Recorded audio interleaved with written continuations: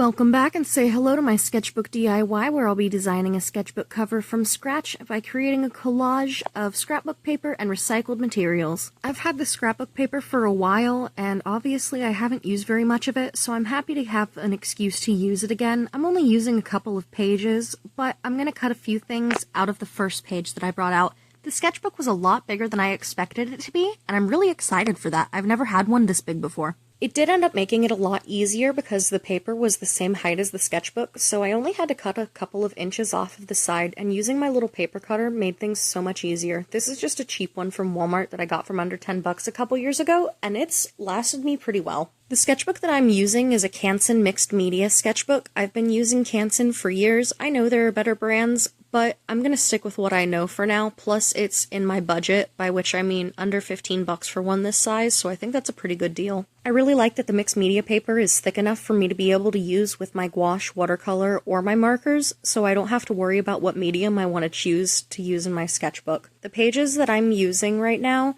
had a whole bunch of different little quotes and sayings on it, and I really wasn't interested in those.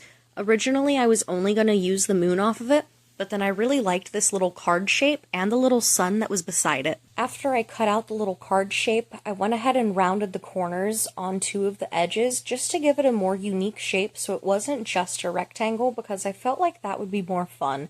Afterwards, I went in and I started cutting the sun, which admittedly took a while, so I didn't film very much. I'm a big fan of this scrapbook paper in particular because it has a lot of sparkly bits as I cut out the word sparkle. There's a lot of little embellishments that are glittery, and I even cut a couple of the little stars off of the sun to put in the moon for later, which you'll see what I mean in a moment. As I cut my pages out, I put them on the sketchbook cover so I can get an idea of how I want the composition to look when it's done. I haven't glued anything down yet. Right now I'm just in the planning stage and putting pieces on there and moving them around so I can figure out exactly where I want it to be before I commit. The little sun ended up coming out a lot better than I thought it would, but I also didn't like it at the bottom there, so I ended up changing that up. I also brought out some ribbon, some lace that I had, and I measured it out to be the circumference of the moon that was on the first page, and you'll see what I do with that in just a moment. I really like pushing the boundaries of what I do in my sketchbooks, and I think adding lace just gives it a really fun pop that you don't see a lot. After I'm done cutting up the lace, I go around my house and I find some plastic off of a random package. This was a Shadow High doll that I unboxed. I ended up taking the plastic piece out of it, and then I traced the moon on top of it, and I used the plastic as a layer to make a glitter shaker. I couldn't get all of the residue off, so I just lined it up slightly above that. And unfortunately, the design on the doll box was a little bit too big, so you can see just a little bit of it in the moon, but you really can't tell once it's all put together thanks to the lace. I've tested this method out on a couple of small sketchbooks, but this time I'm not only making a different shape than just doing the entire cover, I'm also using it in two different places, so it's going to be really unique with two different spots for a glitter shaker on the cover. This is going to give the sketchbook a lot of texture, and it's literally going to make it pop. I really like that it's going to basically come right off of the page, and no matter how I move it, the glitter is going to be moving around inside. The little stars that I cut off of the page with the sun are what's going to go inside of the moon, as well as a bunch of glitter. At first I was only going to do the moon, but I'm really glad that I decided on also doing a shaker part for this card as well. This plastic was a lot thicker than I expected, so it was a little bit more difficult to cut than I thought it was going to be, but it held up really well, especially with the hot glue that I used. I have a really high temp hot glue gun, so I was really worried about the plastic warping. It looked like it was going to at first, but by the time it cooled down, everything was fine. There aren't very many design elements on this collage, so the pieces that are on there, I really want to stand out and pop. I think I really did myself a favor by choosing to only have a couple of things on the page because the background itself is really busy, and the pieces that I used are quite large too. Again, I like the sun up higher than I do on the bottom. I'll end up filling that space on the bottom with some butterfly stickers later. Now I'm going to go through and choose the glitter that I want for this piece. I have a lot to choose from, but I go with a bunch of stars and a couple of moons. Most of the ones that I choose are either holographic or iridescent. Those are my favorite types of glitters to use, and I have quite a few of them. So far, all of the ones that I pulled out are going to be for the moon, but I am going to grab a couple of different ones that are going to be in the card that are a little more unique. I'm still doing stars, but there are also going to be some hexagons in a darker color, which I think kind of give it more of a playing card feel, and I really like that because it just makes me think of Alice in Wonderland. I also throw in a couple of the really big yellow holographic stars because they're just so bright and cheerful. How could I not? Now that I have all of my pieces put together, I can take it apart and start gluing everything down. I have a felt and foam glue. This is just what I've had laying around the house, and I've had it for some time. It's really tacky, so I know it'll do just fine holding this down. I'm going in with a cheap wide paintbrush, and obviously it's not wide enough, so I just pour a little bit on the back. I pour a little bit more than I meant to on the back, and I start spreading it out. Halfway through spreading it out, it already started to get quite sticky, so I knew that this was going to be perfect. I'm really generous with the glue. I want to make sure that the entire page from corner to corner has a nice even coat because I don't want this lifting up anywhere. It does look like the page is going to start to warp a little bit, but by the time it's glued down and dries, it lays nice and flat again. So again, not anything to worry about. I'm going in reverse order, putting the bottom layer first, and then I'm going to go and add the moon and the little playing card. I go through and I really press it down to make sure that there are no air bubbles, that it's laying nice and flat and smooth, because it's just going to make it really easy and it's going to get a really nice bond and keep it from raising up on the edges. I repeat that process again with the page that has the moon on it, and this time I'm a little more careful because I don't want to get any glue on the paper underneath and ruin it. At first, I'm not happy with where I laid this page. I think that it was angled a little too much, so I raise it just a little bit, and I think that's a lot better.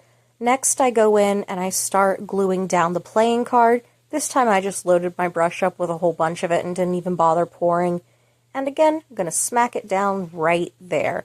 I go ahead, wipe off a little bit of glue, and start pressing down all of the pages and moving out any air bubbles that start to rise. When this is finished, I don't want there to be any bubbles. To make sure the shakers are actually going to work, I need it to be as flat as possible underneath. Otherwise, the glitter's gonna get stuck. It's really easy to smooth these pages out, so I go ahead and I add the little sun, and it goes right up in the top corner looking over everything with its cheerful face. I was worried that it was going to be hard to glue all the little edges down and that they were going to get bent, but I got really lucky. And now all the paper's glued down, I go in with the hot glue gun and I do a rim of glue just around the circumference of the moon. I want to make sure that it's not on the inside anywhere. Now that that's down, I can go ahead and lay the lace on top of it, and I'm really careful not to burn myself as I start working the lace into place right around the edge of the moon. I want to make sure that the entire center is open with no glue in it. And now that that's pressed down, I can go ahead and take the glitter and I start adding just a little bit really finely as flat as I can over the center of it. You want to make sure it's not in one area because if it's too high in one area, it's going to get stuck and it's not going to fall. I added in a couple of little pieces from the page the sun was on and top it off with some holographic moons. I accidentally dumped a few too many in, so I went ahead and picked a couple back out so it wasn't overwhelming. Then with a few of the purple iridescent stars, I finished up the glitter selection.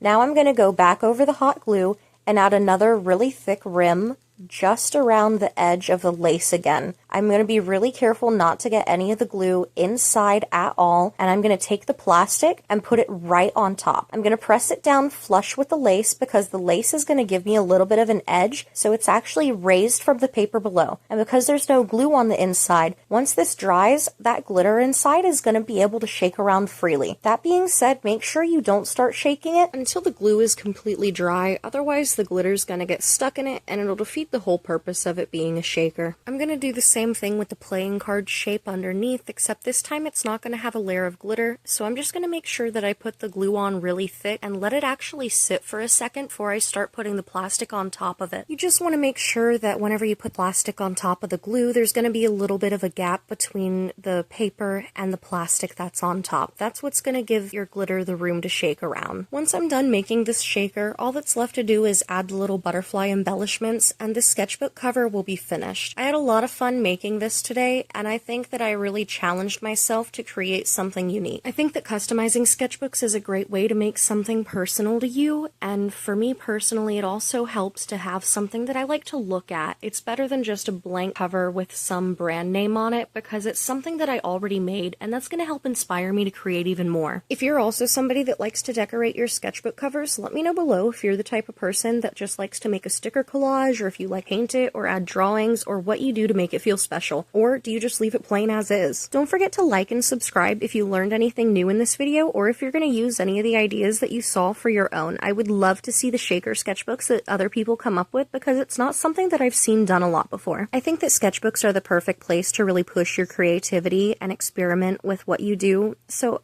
I hope you can get some ideas and experiment going forward after watching this. Thank you so much for watching all the way through. I hope I get to see you in the next video, where I'll be filling this sketchbook with some references for Artfight coming up. Bye-bye.